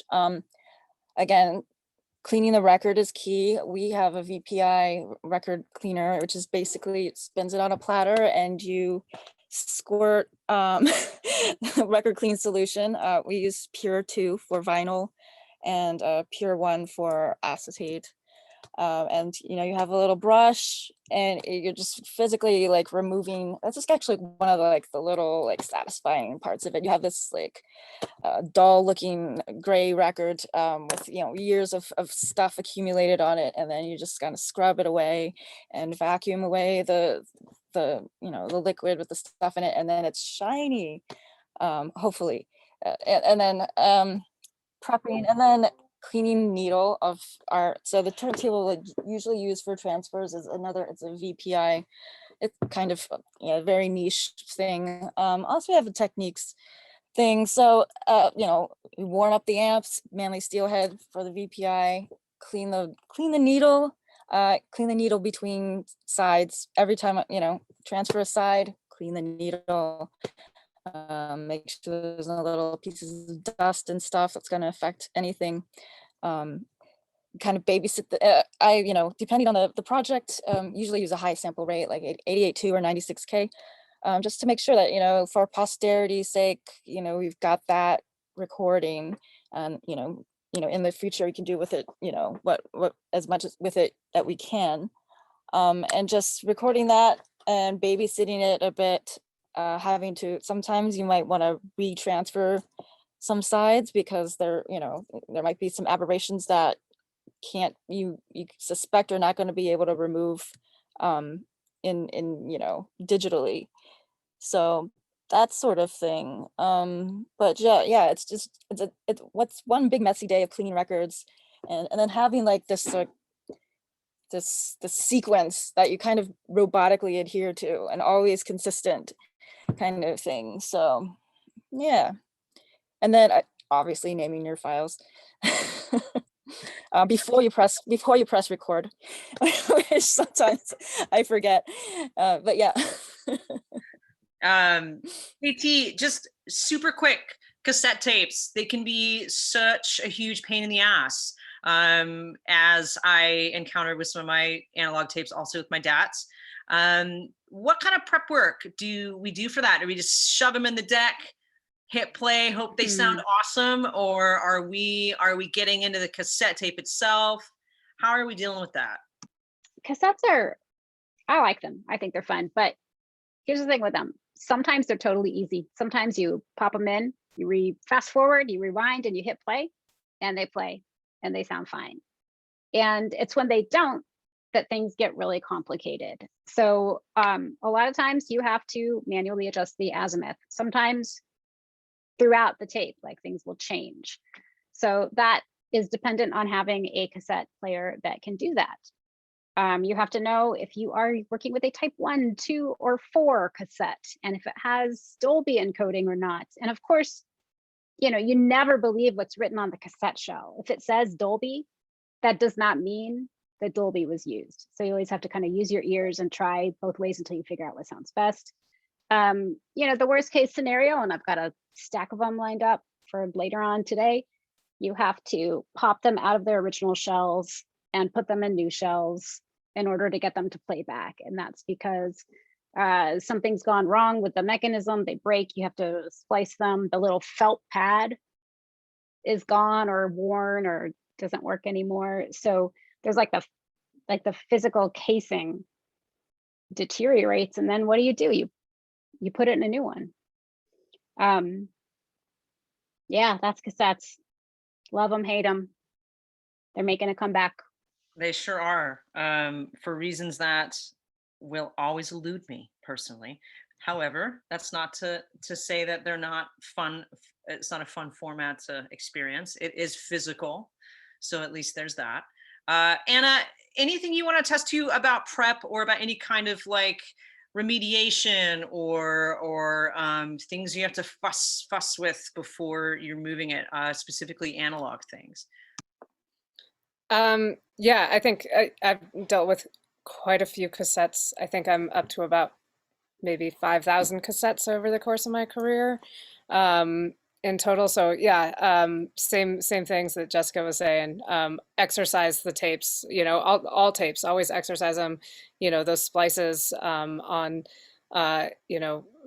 other non-cassette tape, like reel-to-reel tape, is always make sure that those are solid and replace if you need them. So just always exercising, checking everything, because the format can change throughout the thing. Check on the viewer, make sure the track format is what it says on the box, and adjust as needed. Yeah, all sorts of stuff like that. It's always just figuring out what you have first, and what you're dealing with and what issues might arise, and just yeah, being prepared for the worst and hoping for the best and expecting the worst kind of scenario. So you just kind of prepare for any possible roadblock you might come up with. So we're getting down to the wire here. I want to, I had a question come in really quickly about DATs. Yes, put the DAT in, hit play and pray is the way to work with DATs. Yes, they can be baked, but very carefully. And they do need to be exercised, meaning, you know, you got to take them off the shelf every couple years and rewind and fast forward them because they do get sticky. And because of that particular formula, which was not awesome, it doesn't have a great shelf life. So it's a 50-50 chance whether it's your DAT or it's your deck. And the key to that is figuring out or knowing how to repair and get around both of those problems if you can. But a lot of it is put it in and pray. Yes. So really quick, I want to touch on, is this a job that we can do remotely? Do we need to be in a big giant studio, or can we have the gear that we need? Can we do a lot of this on movable stuff, on a laptop, on racks we can move around? I know personally, I have set up my transfer facility here in the basement of the house in our personal studio until we've got more space until the pandemic sort of lifts. But what do you guys think real quick? Because we're got a little bit of time left and I want to touch on a couple other things. Can we do this remotely? Real quick, I don't know if I could do transfers remotely, but that's for me personally, but I know Jessica and I did a lot of Internet Archive stuff completely remotely. I did because the transfers were done elsewhere. It was me, my headphones, my laptop, and isotope, and got a lot of work done that way. And so absolutely, in that sense, for just cleanup, restoration on the digital end. I think you can do it from anywhere, meaning wherever you're located, people can send you the stuff and you can do it in your space. But I wouldn't want to move my stuff. The gear is heavy and delicate, so I set it up and like that's where I do my work. Yeah, I mean, I'll say last year when everything shut down, I brought a little rig. I happened to be working on a cassette project at the time, and that kind of saved us while, you know, the rest of our work slowed down to a crawl. So I could work from home and then, you know, just come into the studio as needed. But I was able to do restoration on headphones on my laptop and then do, you know, just cassette transfers at home. So it was a pretty basic setup, but it worked and it tied me over during the pandemic. So yeah. So real quick, we don't have a ton of more questions that are coming in on the chat. So for those of you who are still with us, if you have questions and you want to fire them out at me, I can try to get them out. But before I touch on that, you know, you guys being the experts, are there questions that, I'm sure there's a lot, but are there questions that you think should have been asked that weren't, and anything you guys want to touch on? We have we have 10 minutes, maybe 15 if we push it here left. Anything you just want to add about just the topics in general, what we've kind of gone through today?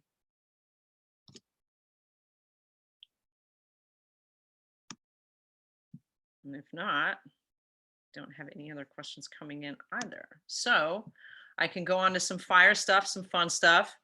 Let's see. I have a couple of really specific questions we can kick out in like the last little bit here. Noise reduction, pre or post mastering. Do we do that before or do we do that after? Before.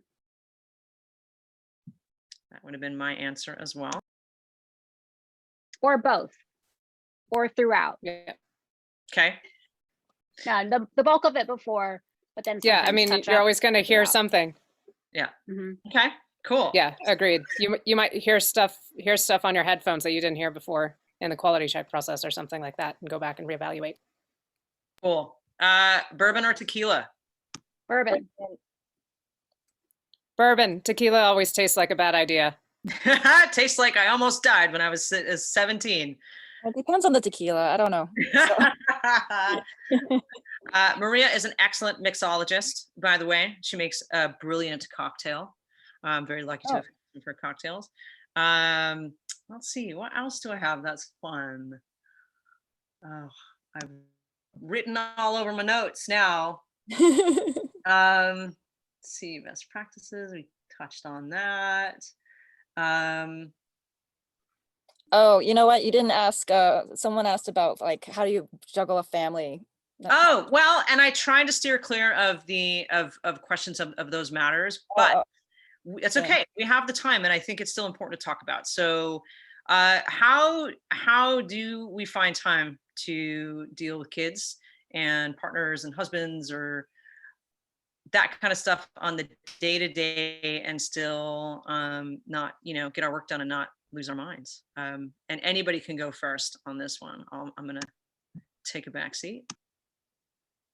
I'm the one with kids, and I will say working in archiving and restoration is a lot more compatible with having kids than tracking a band, because I set my own hours, and if I need to shift attention, I am at liberty to do that. Very, very rarely do I have hard deadlines or in-person meetings that I can't change. So in that respect, totally compatible, just not the most lucrative gig in the world.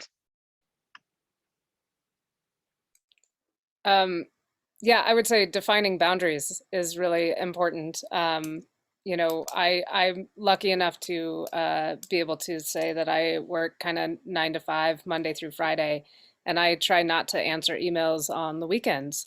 I kind of keep a side eye on it, but I also recognize like that's my time and it's not work time. And if it can wait till Monday morning, then I'll push it off till Monday morning. Yeah, I'm a big stickler for boundaries as well. I fortunately am able to, I make my own hours generally, and those are more the night owl hours. And if I don't have kids, I don't ever want to have kids. So I'm not the best person to answer this question. I couldn't even have a dog the way that I manage my time. That's like so much responsibility and regularity required. I'm fortunate to have, my cat is pretty independent.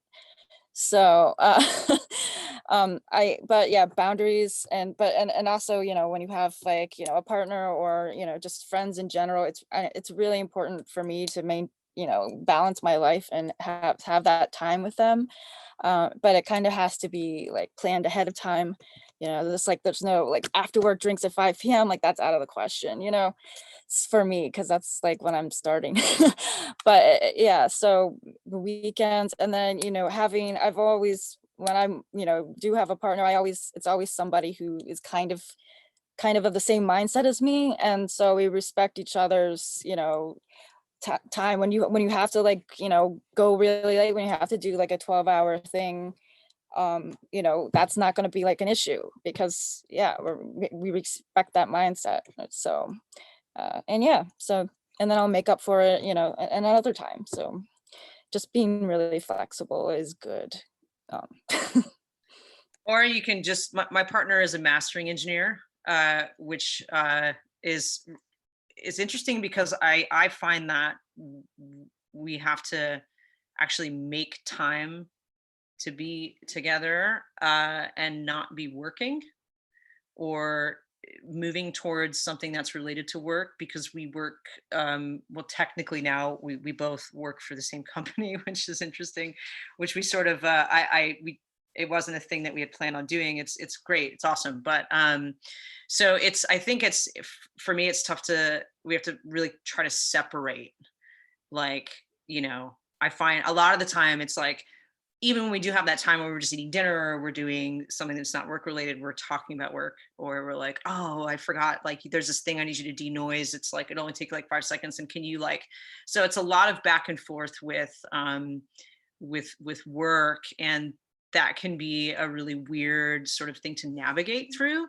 I think we've sort of figured out most of it at this point, but and then the rest of it is just 3 very needy dogs that want our attention all the time. So So yeah, I think it is important to have those boundaries that you make for yourself professionally and personally.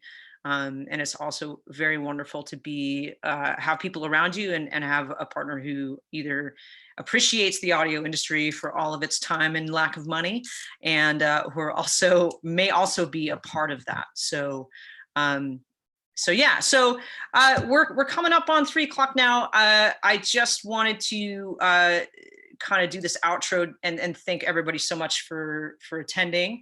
Thank you, Anna and Jessica and Maria, for all of your brilliant words and advice about everything we've talked about today. And hopefully this will open up some more Sound Girls panels for this sort of type of stuff for the restoration, and maybe we could get more specific into different processes and things like that. Yeah, I want each of you real quick to let our attendees know how they can, or what the best way is to get in touch with you. If they want to send you some work, or they want to check out your stuff, or they want to know more about you, that might not be on the Sound Girls platform itself. So anybody can start with this, or I can pick on somebody. Maria, how do we, oh, there we go. Jessica Thompson in the comments.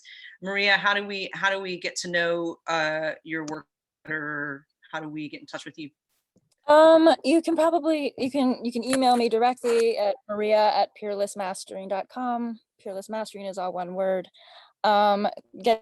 Also, you can go to my LinkedIn that just has, the bio and stuff, and also the Peerless Instagram. That's kind of where I update, just cool projects that we're working on, or stuff that we've mastered. I like to post those in the stories. So yeah, and I'll put stuff in the comments here. Looks like Jessica and Anna, you've got some stuff in the comments, but anything else you want to add about how our attendees can look you guys up? Yeah, I just put it in the chat, but I just want to say generally, thanks to Sound Girls for putting this together, and to Anna, Catherine, and Maria. And I'll speak for myself. I feel really grateful that I've had some really good mentors in my life, and I am at a point in my life where I'm really trying to pay that forward. So I do welcome people getting in touch, and I'm happy to help and advise and be like a good audio person wherever I can. For those of you who have stuck around long enough to hear Jessica offer that out into the world, you are all extremely lucky. Amazing resource, and a great mentor to me. So thanks for that, Jessica. Anna? Yeah, echoing what Jessica said. All these women here are mentors and colleagues, and I think Catherine touched on it early on. It's all a community, and we're all leaning on each other for knowledge and expertise. And so, we're a part of the community. You guys are a part of the community, so feel free to lean on us, and we'll lean on you, and that's how it works. Agreed. Thank you all so much for being here. If you want to get in touch with me, super easy. Catherine at infrasonictransfers.com, or check out Infrasonic Transfers via Instagram. Pretty easy to find. And thanks again so much. And thank you, ladies. Thank you to Sound Girls. And hopefully we will see all of you guys very, very soon. Take care. Bye, guys. Bye, everyone.